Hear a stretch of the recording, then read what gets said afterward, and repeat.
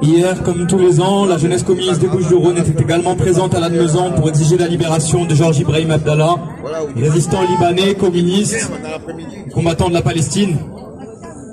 Sans revenir sur son histoire, nous voulons aussi dire que demander la libération de Georges, c'est aussi parler de tous les prisonniers politiques palestiniens. En particulier, les deux qu'on veut citer à chaque fois, c'est Ahmad Saadat et Marwan Barghouti, qui font ensemble partie de l'avant-garde politique de la résistance palestinienne. Ce qu'on veut dire aussi aujourd'hui en parlant d'eux, c'est du rôle de la prison, de l'internement, dans la vie sociale et militante palestinienne. Israël utilise l'emprisonnement et les détentions administratives pour briser la société palestinienne. C'est fréquent en Palestine de se faire arrêter au moment d'un mariage, au moment d'une naissance, au moment de l'obtention d'un diplôme. C'est un objectif clair qui vise à empêcher les Palestiniens de faire société. Mais ce qu'il faut comprendre aussi, c'est que la force de la résistance palestinienne, c'est qu'elle a retourné cette répression en une force. Ce que nous ont appris des camarades palestiniens qui sont passés par les geôles israéliennes, c'est la capacité qu'a eu la résistance à transformer les prisons en des écoles de formation, en un lieu où l'unité de la résistance, elle se construit.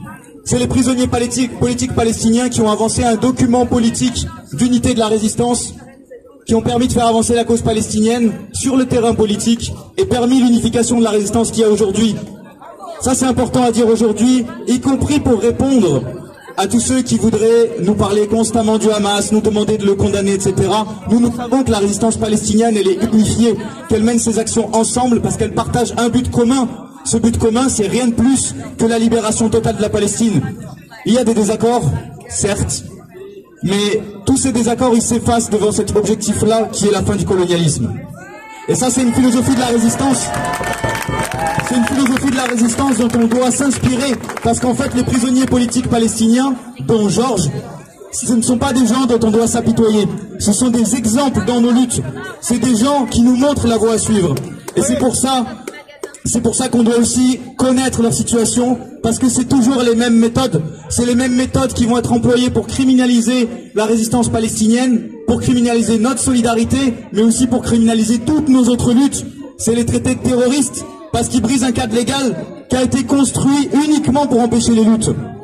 Et l'écho de cette justice répressive, qui existe contre tous les mouvements de résistance, c'est aussi une émotion humaniste qui est hypocrite de tous ceux qui n'expriment une solidarité dégoulinante de paternalistes que quand le sang des opprimés coule, mais qui sont absents quand il n'y a pas de massacre à Gaza, qui sont absents aussi dès que les victimes sortent de leur position passive, dès que les victimes reprennent l'offensive, qu'elles sont plus qu'un objet, mais un sujet, un acteur et un résistant contre leur oppression.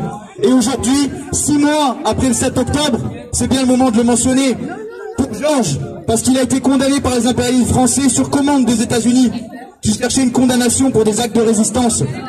Et pour le 7 octobre, bien sûr, dont on fête aujourd'hui les 6 mois, le 7 octobre qui est peut-être l'opération offensive la plus importante de l'histoire de la résistance palestinienne. Le 7 octobre, on doit le soutenir parce que c'est une opération de résistance, c'est une opération qui a permis de reprendre le contrôle de la lutte. Et même si aujourd'hui la répression, elle paraît immense, nous on sait qu'en fait cette répression, c'est une fuite en avant de l'État d'Israël qui peut l'entraîner vers sa totale destruction. C'est aussi des masques qui sont tombés. Tous ceux qui pensaient qu'il pouvait exister un sionisme à visage humain, aujourd'hui leur voix, elle porte plus. Alors certes, les massacres, ils sont horribles. Le génocide, il nous fait tous peur. Mais en fait, à travers ça, on doit voir de l'espoir. Ce qu'on doit voir, c'est que tous les masques tombent. La dernière chose à dire, c'est mentionner tous ceux qui luttent ici aussi contre la répression. Et toutes les volontés de nous faire taire.